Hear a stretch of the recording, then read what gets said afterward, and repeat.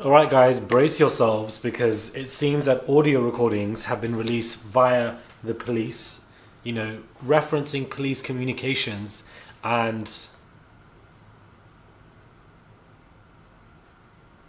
yeah guys, this is just getting worse and worse. This is messed up.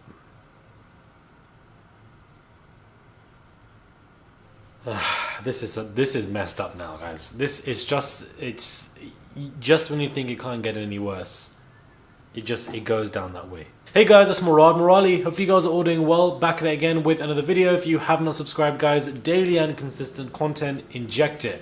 So let's get straight into this video, where another update from a police audio that has been revealed 2 hours ago. This has been documented. I'm trying to come to you with this as soon as possible. I just came across these articles 10 minutes ago, but okay.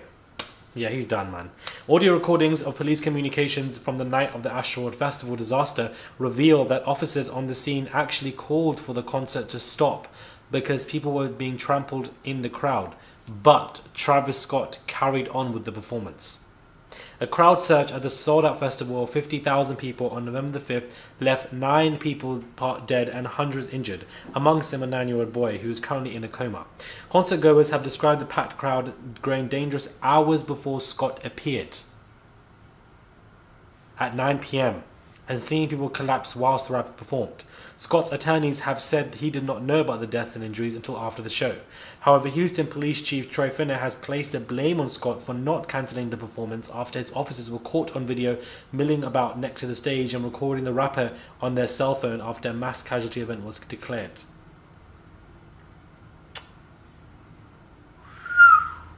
Okay.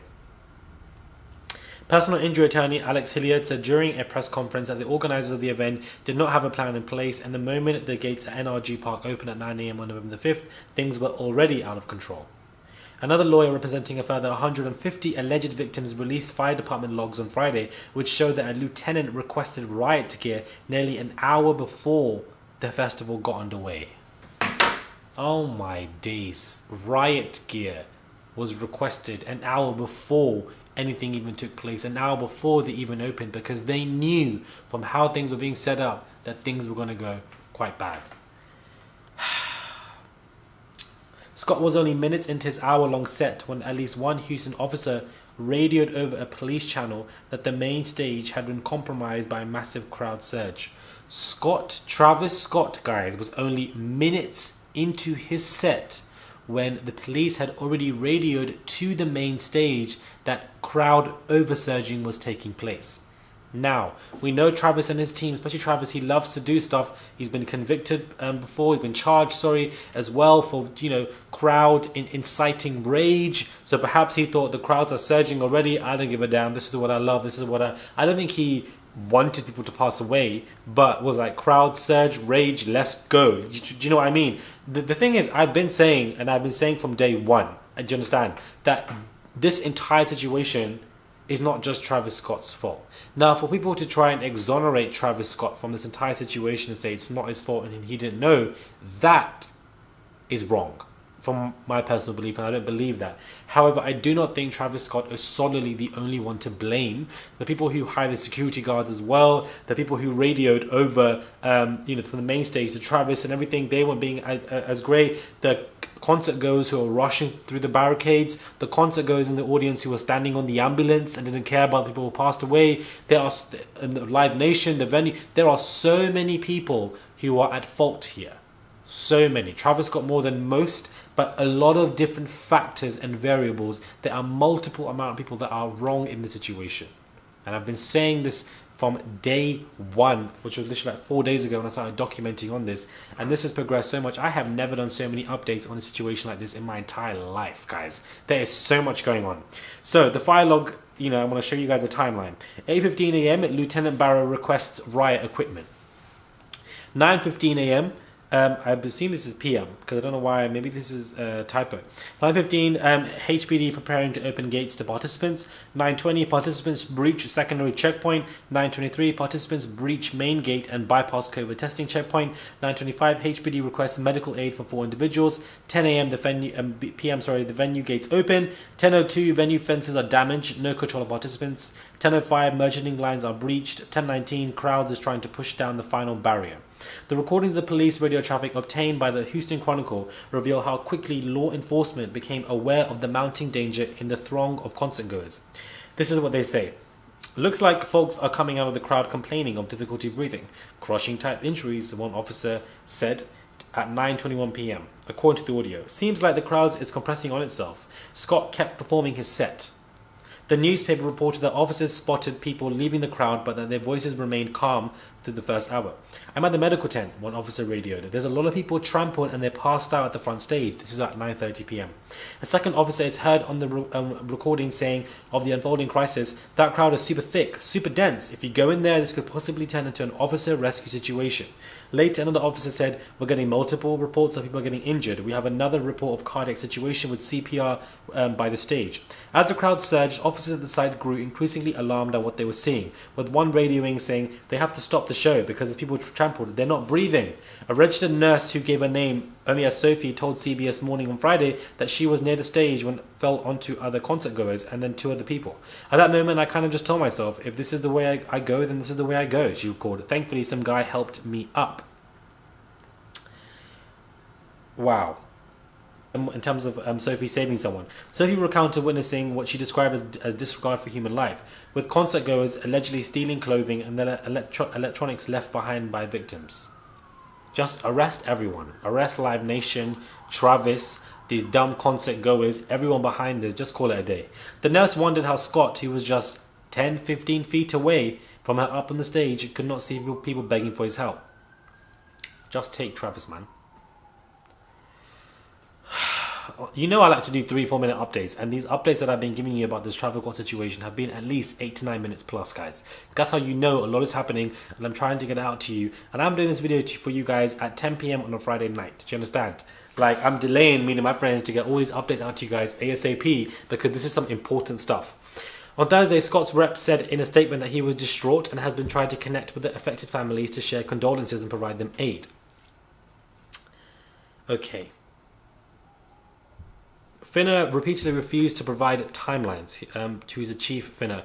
Who police chief Finner said on Wednesday that police told organisers to pull the plug on the performance where fans in the crowd were administered CPR. Authorities gave word around 10:03 p.m. that the concert was in process of shutting down, but witnesses say Scott and Drake, who took the stage towards the end of Scott's set as a special guest, kept performing. Finner repeatedly refused to provide timelines, saying the case was still under investigation. He said more than 500 officers were working at the festival as well. Oh my days. This is such a mess, man. By 10:15 p.m., concert goers had breached gates and checkpoints and damaged fences, which is what I said earlier in the video. These logs demonstrate that as early as 10 in the morning, security had lost control of the... Oh, this actually is in the morning. Oh, damn. This wasn't a typo. It is AM. Wow. 10 a.m. in the morning, security had lost control of the crowd. I thought the concert was at night, but it's not. Things got progressively worse as the day progressed. The organisers, promoters, security, medical staff and performers had ample opportunity, literally hours of notice, to cancel the concert before anyone was injured. This is criminal. This is where we are now heading into different waters. We are heading into different waters because what this goes down into is negligence. And when it comes to negligence and no regard of life, what this can be seen as is technically, on a legal perspective, involuntary manslaughter. This is what we are now talking about, because clearly the facts and the timeline, all of this is relaying that a lot more could have been done for prevention than what we already thought could have been done. A lot more could have been done. The police had been raiding over, and Travis's team ignored that stuff clearly and kept on performing. Travis' lawyers are done out. I don't know what he's trying to do or what he's going to do as a defense, but this is what happens. Involuntary manslaughter is what could happen, and involuntary manslaughter can take place, I believe, sometimes I look into law and legal terms, so correct me if I'm wrong, but I do like to study the law of a state here and there regarding issues. But I feel like in the law the state of Texas, reckless behavior that could lead to somebody dying can be classed as involuntary manslaughter and could be classed as the form of one committing a form of murder in the state of Texas when it comes to US law. So that in itself is not on Travis Scott's side or anybody else's side. Now, it's rare for anyone to be arrested, but at the same time, it's very shocking what's happening. Busby indicated that he will file a lawsuit on Monday seeking more than 500 million, not 500 million.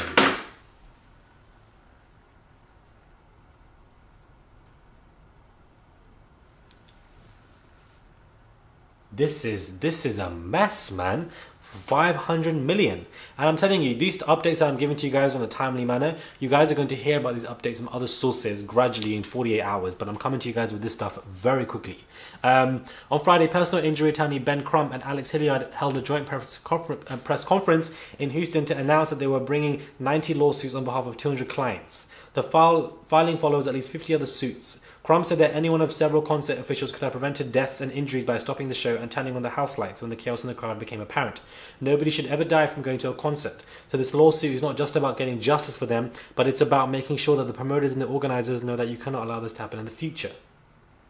At 9 a.m, when the gates opened, everything was out of control. As soon as the first person gets injured, if there's no plan, chaos ensues. The chaos grew and grew. Hilliard described what transpired at the concert venue as 45 minutes of torture, with people being unable to breathe or move and having to witness fellow attendees dying in front of their eyes. And when you do finally escape that war zone and you get out of that crowd, you see multiple bodies on the floor. You know what? Are they bringing back up? They must be bringing back up. Bring back up. Please. Come and collect Travis. Come and collect Mr. Scott. Yes, can you go down, please? And just turn right.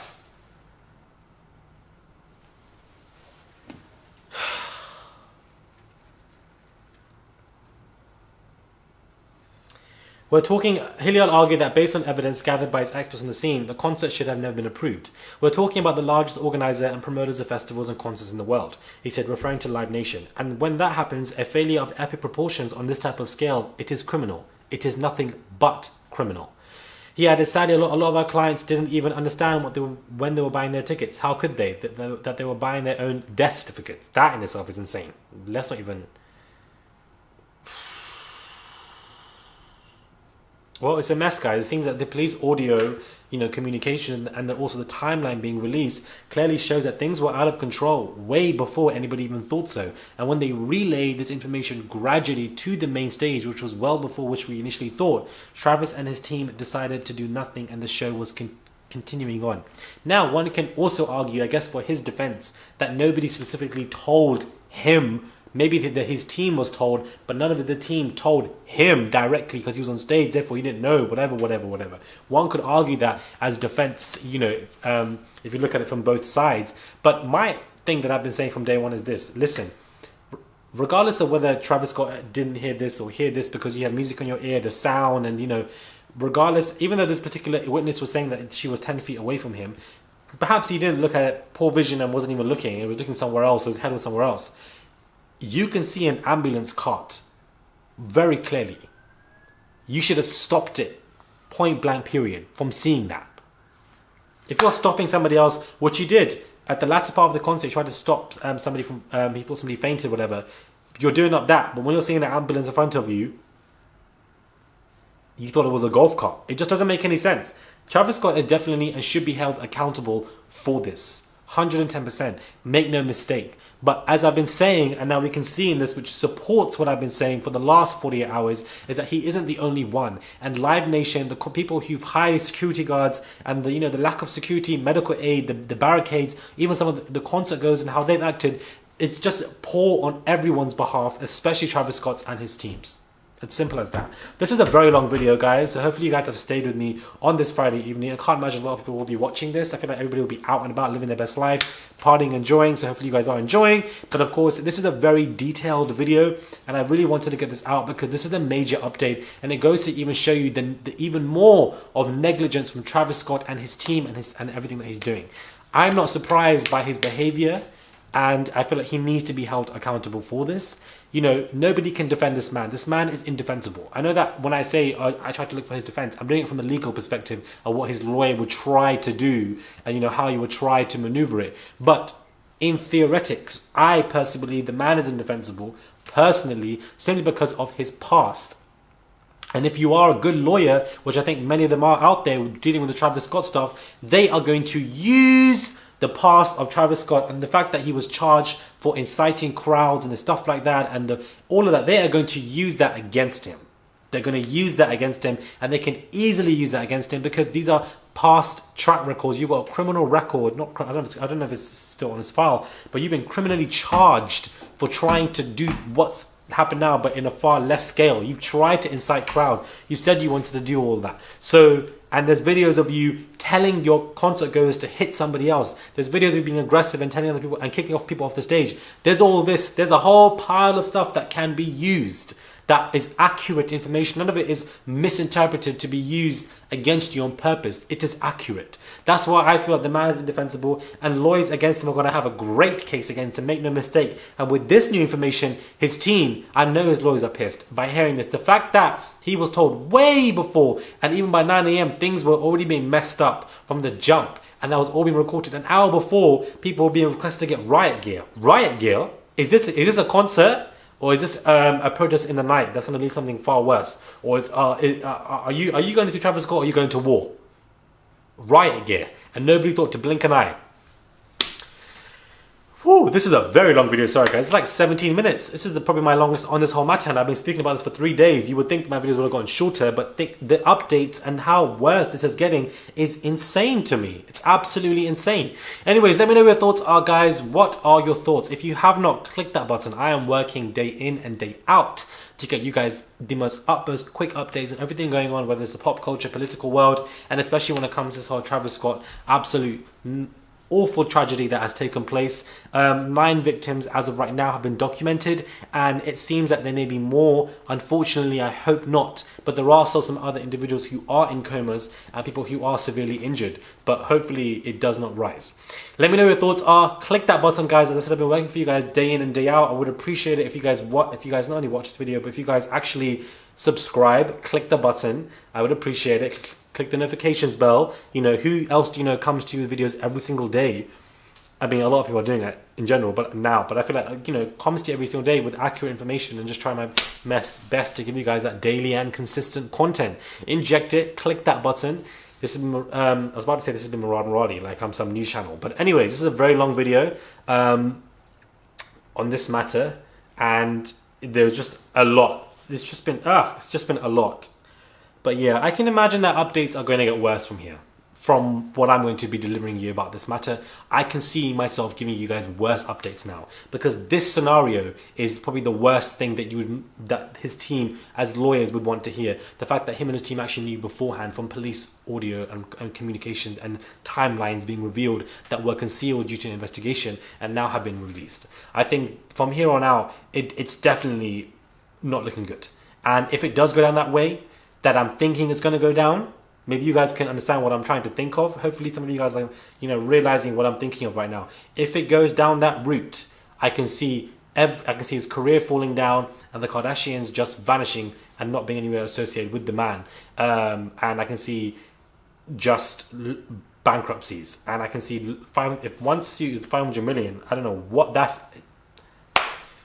And the insurance policy is 26 million. Yeah, mad. Let me know what your thoughts are, guys. Subscribe to the channel. Click that button, guys, for daily and consistent content. Subscribe. I would appreciate it. Click that button, please. And I'll catch you guys soon for another video.